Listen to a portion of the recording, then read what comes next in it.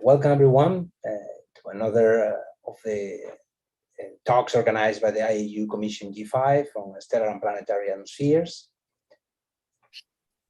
Today we have the pleasure of listening to Youfen Wang.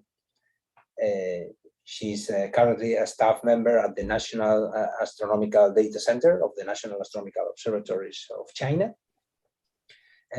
She has a degree in physics and did her PhD at Shanghai Astronomical Observatory.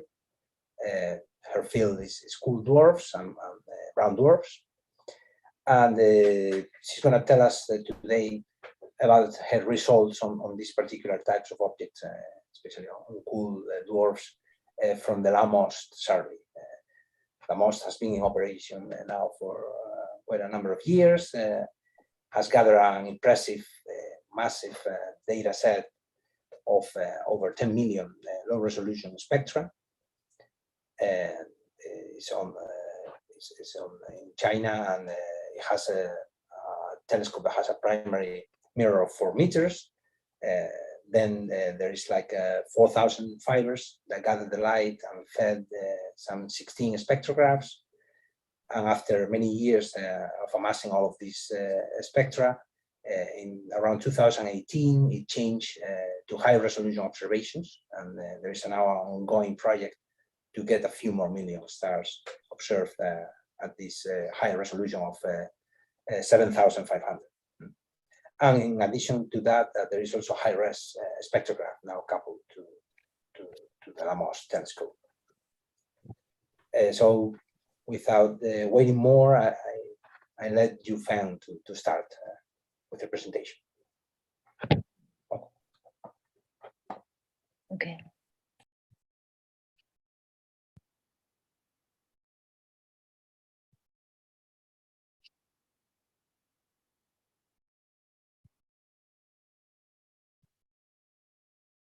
Okay. Hello, everyone. I'm Youfen Wang. Now I'm happy to introduce our work.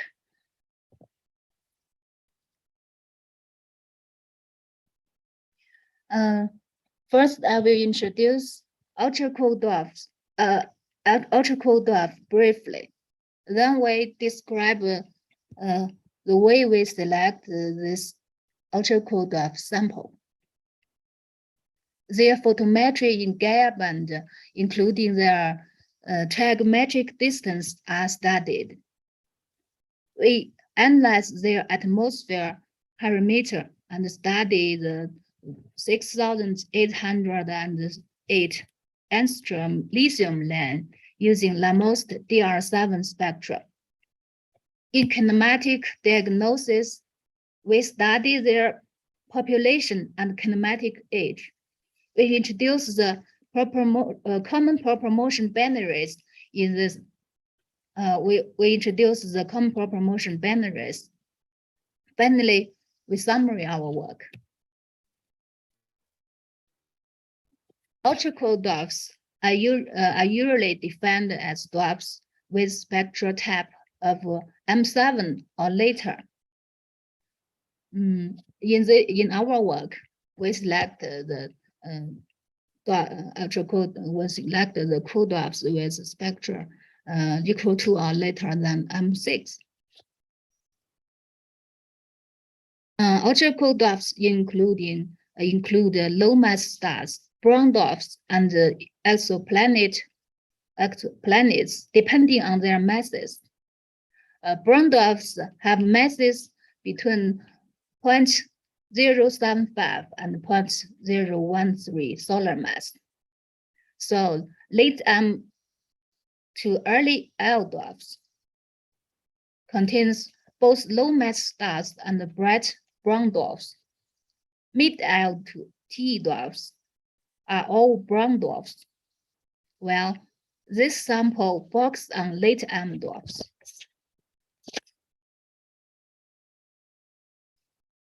The data set we used are the LAMOST DR7 and Gaia EDR3.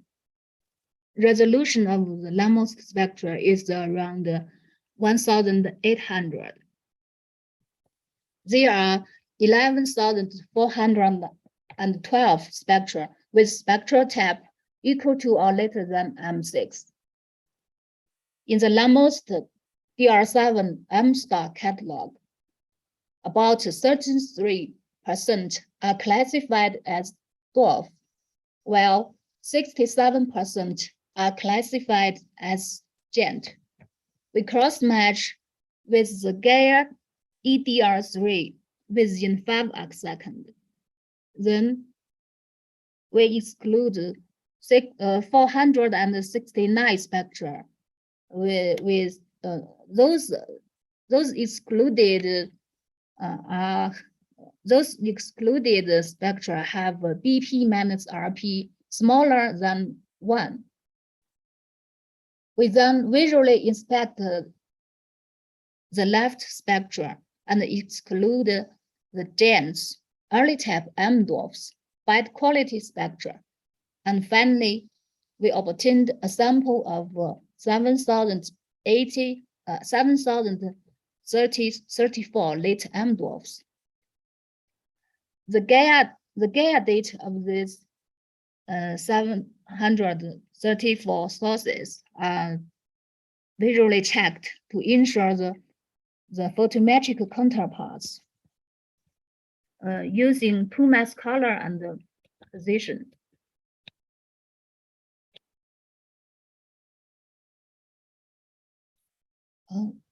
Let me move out here.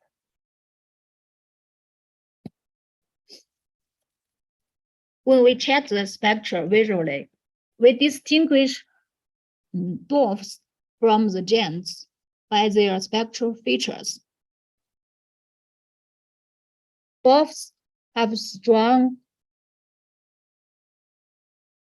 potassium and sodium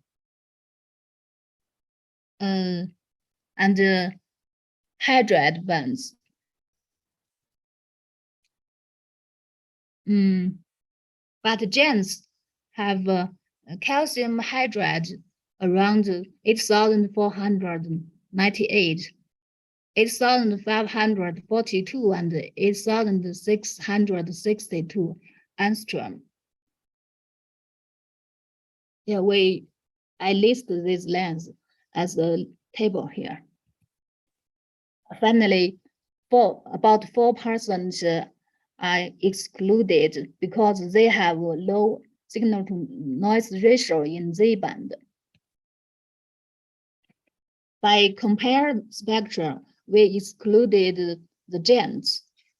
Those giants have spectra with weaker potassium, sodium, and hydride bands. We excluded some early type M. We excluded some spectra that have a mixture of 2 sources or bad spectra. Finally, 734 sources are derived. There are 9. The 9 are originally classified as giants in the LAMOST M catalog. This figure shows the spectra of our UCD sample. Now the blue dotted lines are the templates constructed using the SDSS spectra, and the black are LAMOST observed spectra.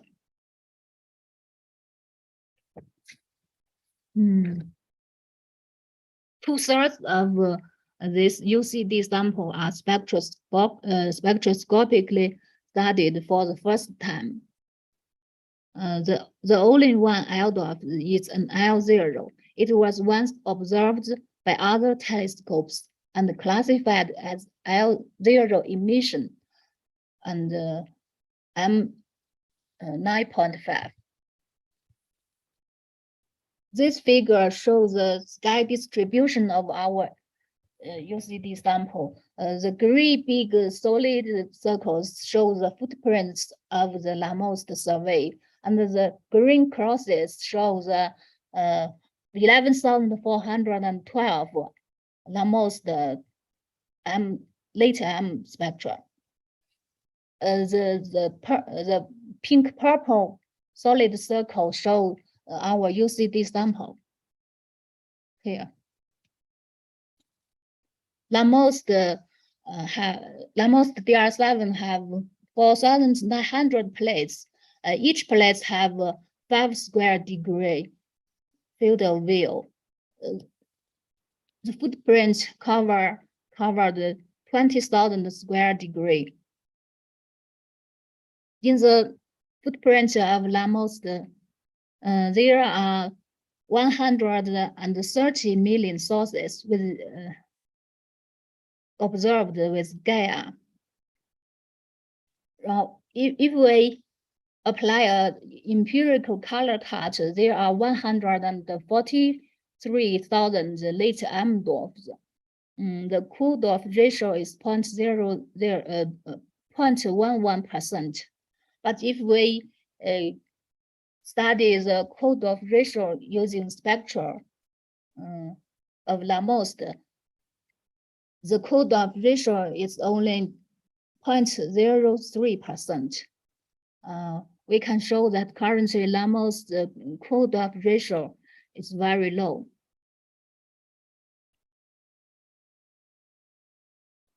Now we study the photometric using Gaia DR3.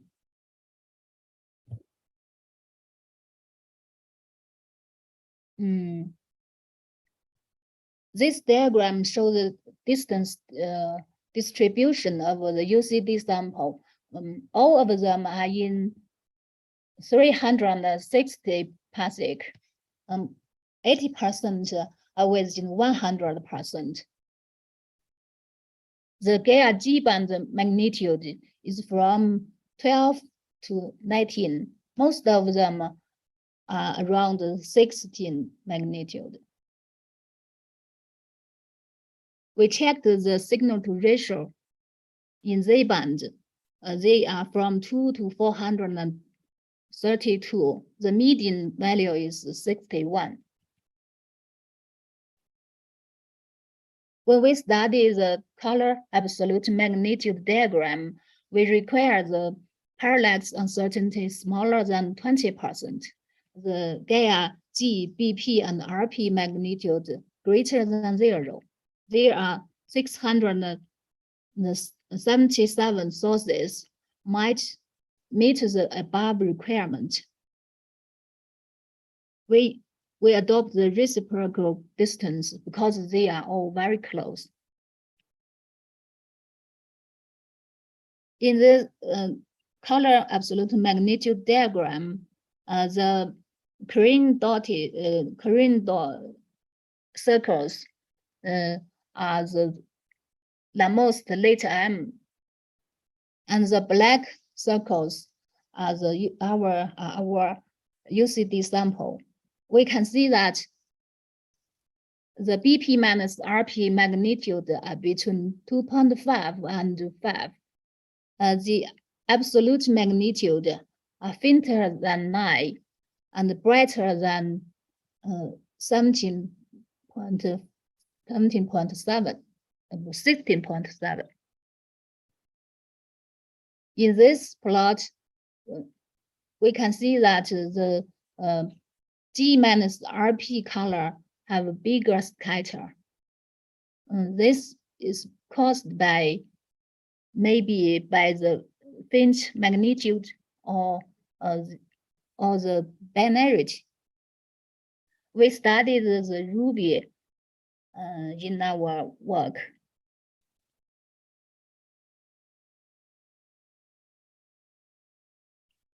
Now we studied atmospheric parameters using the low resolution LAMOST spectrum. The parameters are provided by the LAMOST stellar parameter pipeline for M dwarfs, short as LASP-M. It minimizes the chi-square when fitting the LAMOST observed spectra and the BT-SATEL models. The wavelength range is from 6,000 to 8,800 angstrom. If the signal to noise ratio in I band is smaller than 5, the last band won't provide atmospheric parameters. The grid used BT settle. The grid cover temperature from 300 to 8,000 Kelvin. The step is 100 Kelvin.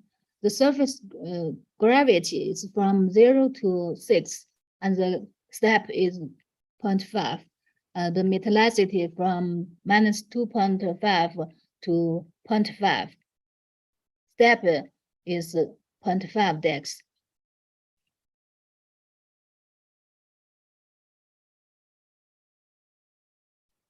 Now we show the parameter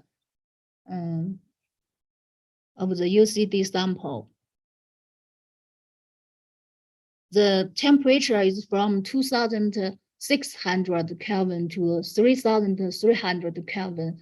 The mean temperature for each spectral type is mainly consistent with the literature. In this table, we can see that the mean temperature for each spectral type is dropping as the spectral type getting later. But the mean temperature for each spectral type is usually higher than the literature. For example, about 200 Kelvin. The reason for the bias is probably because the saturation of the titanium oxygen absorption band in the spectra later than M6. The surface gravity is from 3.5 to 5.5 depths.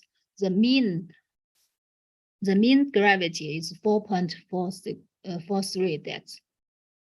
The metallicity of the UCD sample is from minus 0.99 to 0.38. Mean metallicity is minus 0.33, which is consistent with the galactic disk dwarfs. We can see that the parameter is statistically reasonable, but we should be cautious when we're using the individual parameter.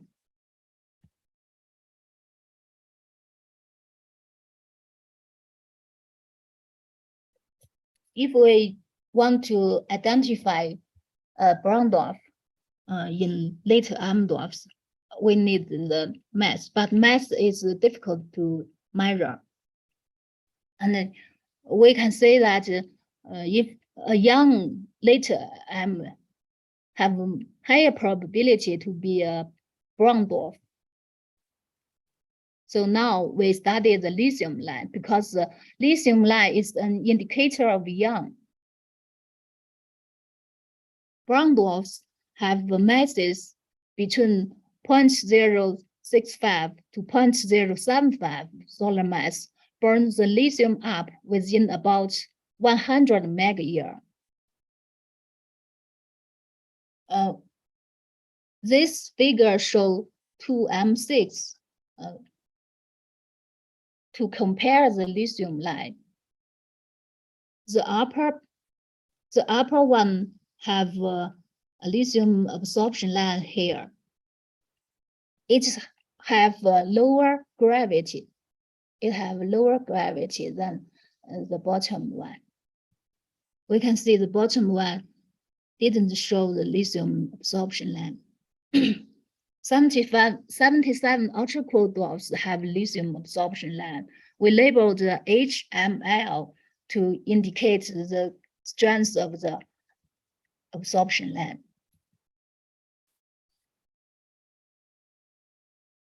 To study the kinematics we use the radial velocity from LAMOST DR7 to remove the unreliable values. We compare the radial velocity, the radial velocity calculated following Zhong et al. 2012 and did a 3 sigma clip. The 5 astrometric parameters are from Gaia EDR3.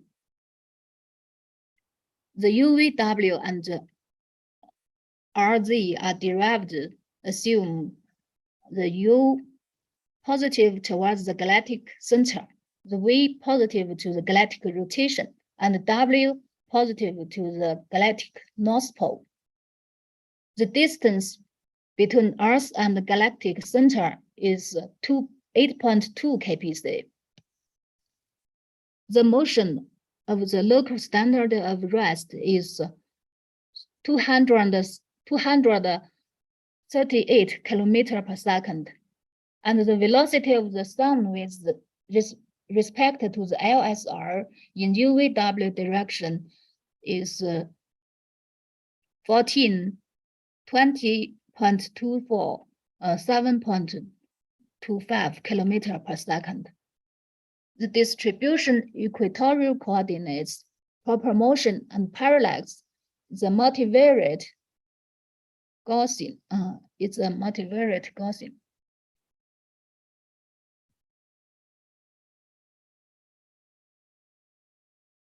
Now we study the galactic population. From this figure, the R versus Z diagram, the galactic height is from minus 289 and 229 parsec. The galactic distance R is from 8.1 to 8.5 kpc. Here is the tumor diagram. The green dotted curve indicates the thin disk limit, and the yellow and the red curves are the hollow disk, thick disk hollow limitation according to two different literature. We can see most of our UCD samples are within the thin disk. None of them are hollow objects.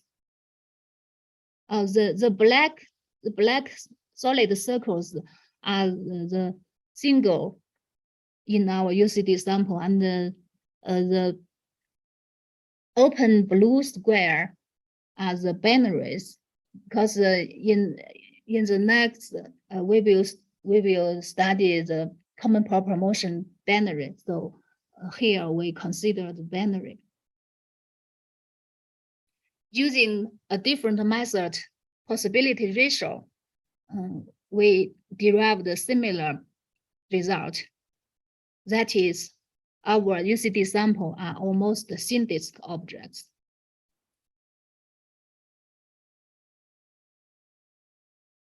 Now we study the velocity distribution and the kinematic age.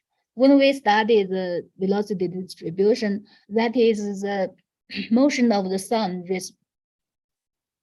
respect to the LSR. We deduct the LSR correction. In this figure, the dotted line are the thick disk objects. When we calculate the mean and dispersion, we didn't use the thick disk objects and the binary. Here, we list the mean and dispersion of the velocity. When we study the kinematic age, there is a monotonic increase of the velocity distribution with the age growing for a given stellar population. This is the relation given by Binning and Termin. We list the kinematic age here in this table. And now we introduce how we select the common proper motion binary. If the two close objects have the same proper motion and parallax, we say that they are common proper motion binary. We use the Gaia astrometry to check the proper motion and parallax, and the Pan-STAR DR1 image to check the image. We identified 35 common proper motion binaries. 6 are newly discovered here. The A component is observed in the LAMOST, and the B component is from Gaia DR3. Usually, the B components just have magnitude information, but we should note that the LAMOST have LAMOST can't distinguish two objects within 3 arcseconds. These 6 are newly discovered, and these 8 are reported in 2021 by Smart et al.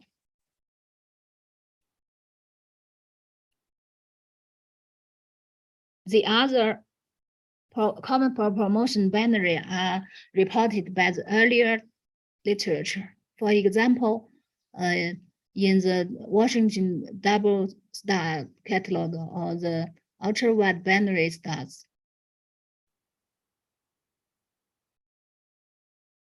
Here we show the common proper motion binaries in the color absolute magnitude diagram. The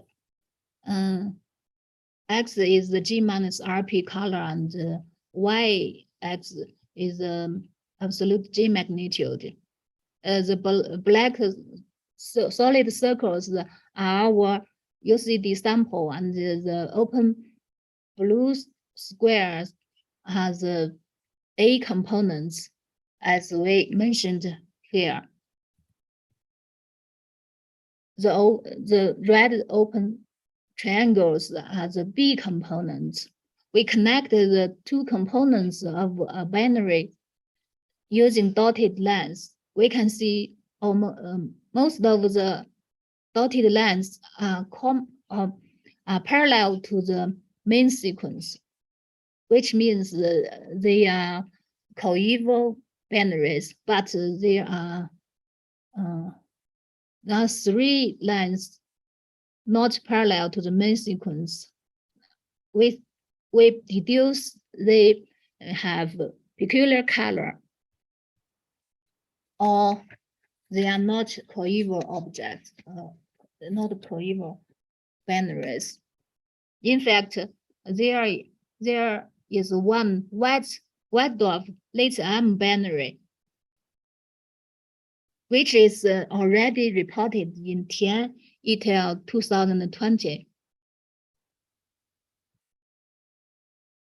Now we summary our work.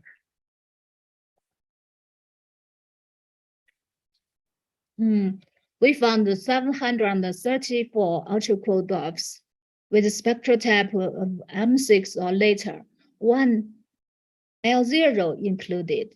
2/3 of these are spectroscopically studied for the first time.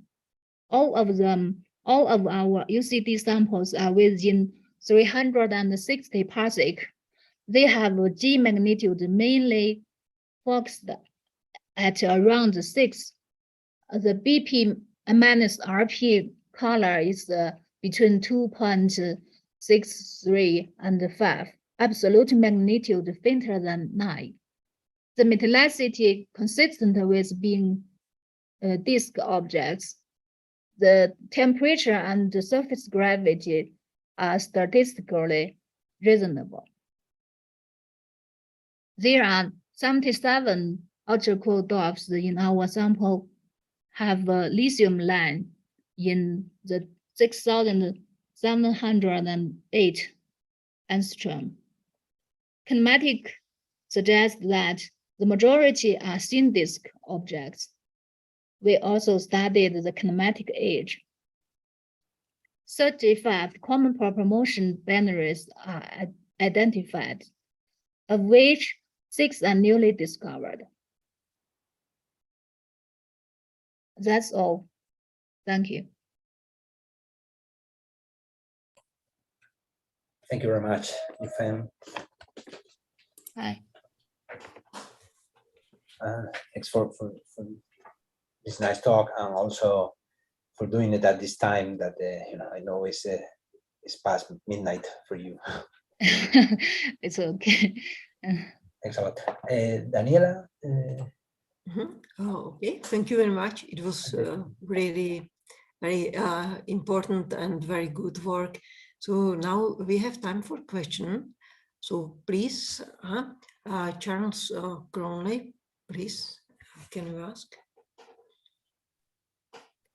Yes. Can you say what the kinematic age is for these stars? What kinematic age do you get? The kinematic age is around 3.1, I think. I billion remember. years, 3 billion years. Yeah. Thank you. 3 gig years. Yeah, you're welcome. Okay, somebody else would like to ask something? Okay, Carlos, please.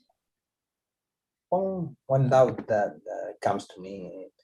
I mean, you say that it's a relatively small percentage of ultracool dwarfs that are found in the LAMOST database, and is that probably because of the selection effects?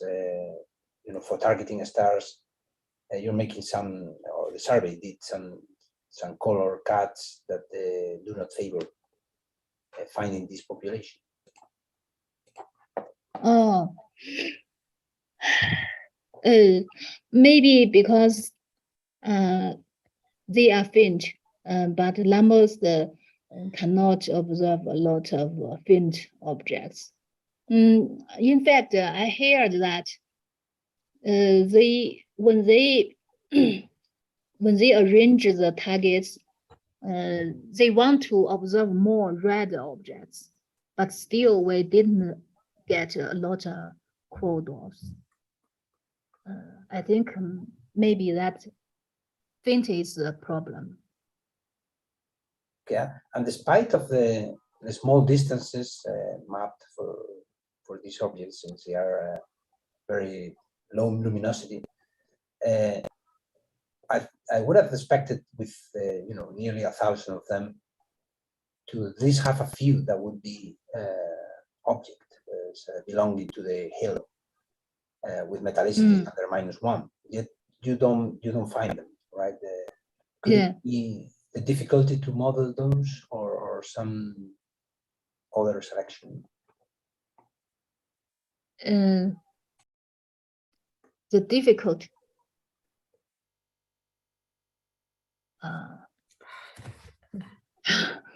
Pardon, can you use it?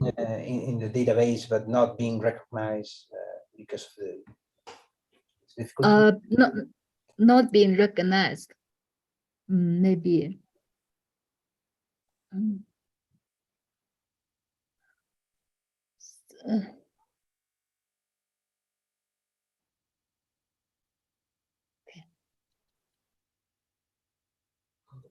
Okay, thank you.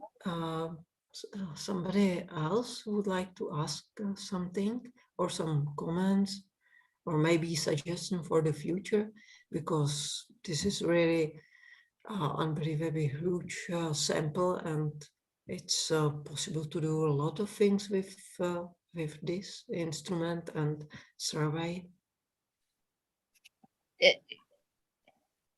Or maybe you can say us your plans for the future.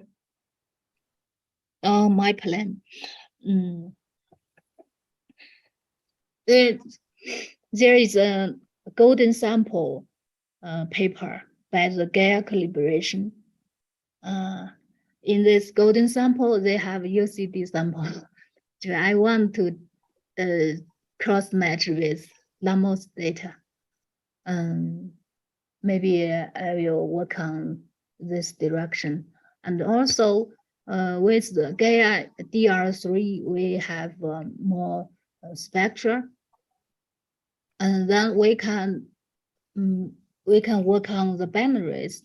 We can see in my paper, in my work of this presentation, we didn't study the spectral type of each component, especially for the B component. And with the Gaia DR3, I think I can try to study the spectral type of the B component. That's two plans. Okay. So somebody else would like to ask something? If not, so I have also a question. Is there some difference in the position or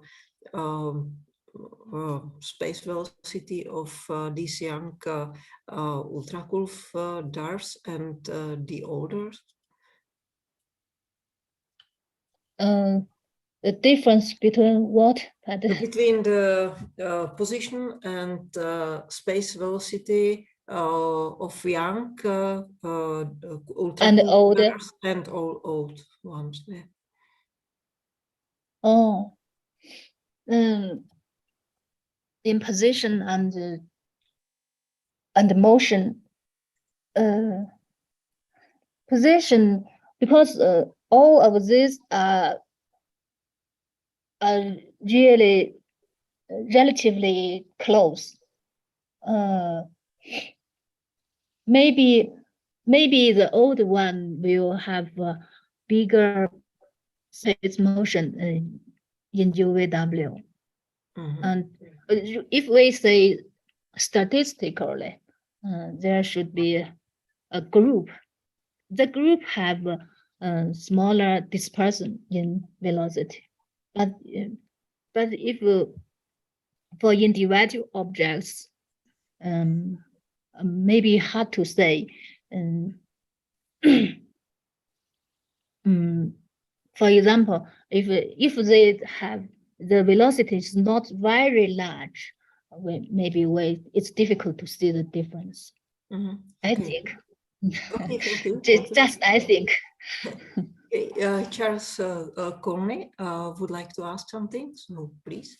Yes, may I ask one more question about the age?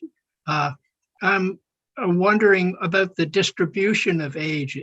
Is it broad? I would expect maybe a broad distribution of ages.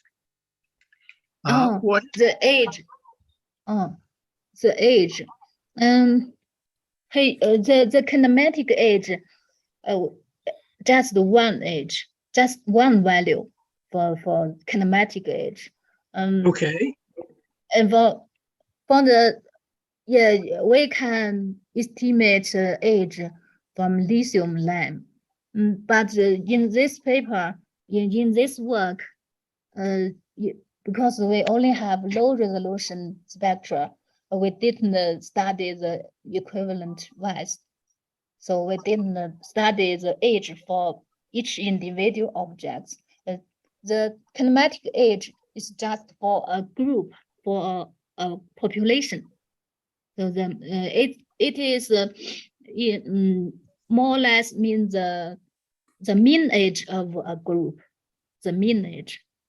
So what is the distribution, the standard deviation of the age? Is it 2 billion years or 4 billion years? 3 plus or minus 2 or 3 plus or minus 4? What is the spread? Uncertainty. Oh, the uncertainty. Yeah. For the uncertainty, we have table.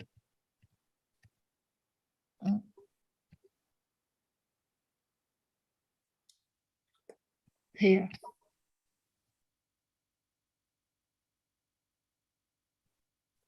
The uncertainty is more or less 1 gig a year. Oh, Can you see this table? Here.